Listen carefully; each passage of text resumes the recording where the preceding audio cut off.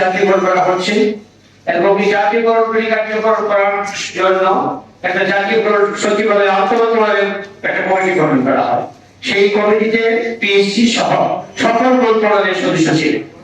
তারা একটা নীতিমালা তৈরি করে, খসড়া নীতিমালা তৈরি করে এবং এই খসড়া নীতিমালার আলোকে একটা মৌখিক নির্দেশ দেওয়া হয় আইবাসকে যে যারা টাইম স্কেল প্রাপ্ত শিক্ষক তারা তাদের যে স্কেলে দশম গ্রেডের যে ধাপ তাদের টাইম স্কেলের ব্যাপারে সামঞ্জস্য সেই ধাপে যারা ফিক্সেশন করা হয়। তখন আমাদের স্কেল ছিল 22,000 টাকা স্কেল, তার সর্বনিম্ন ধাপা ছিল 21,670। তখন চার্চের সকল শিক্ষকের জন্য আইবাসের এই অবস্থাটা টাকা 21,470 এগুলো প্রিপারেশন। আর যারা কাজ এগুলো সব শিক্ষক বাড়তে শুরু করলো তখন অদৃশ্য কালো হাতের ছায়া আমাদের উপর।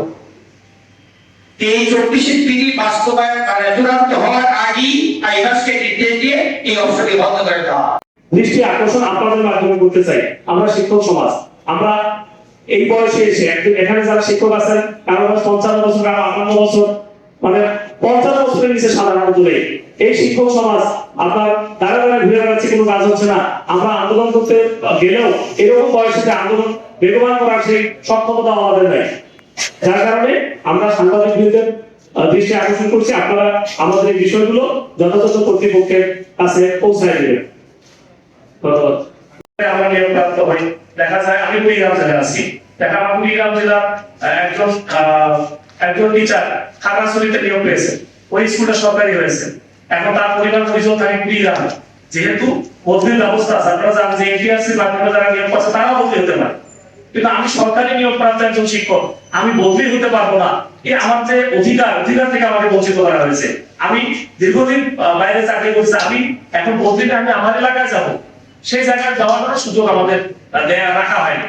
এটা আমরা চরম বৈষম্য। তাহলে বৈষম্য বিরোধী আন্দোলনের মধ্য দিয়ে বর্তমান যে সরকার ক্ষমতায়, এই সময় এসেও যদি আমরা বৈষম্য শিকার হই তাহলে আমরা শিক্ষক সমাজ কোথায় যাবে? আমরা এই দাবিটা জানাচ্ছি, আমরা যেন বদলির মাধ্যমে এই অবস্থা চালু করা হলে আমরা আমাদের নিজ এলাকায় যেতে পারবো, আমাদের ঢাকা শহরে আসার দরকার নেই।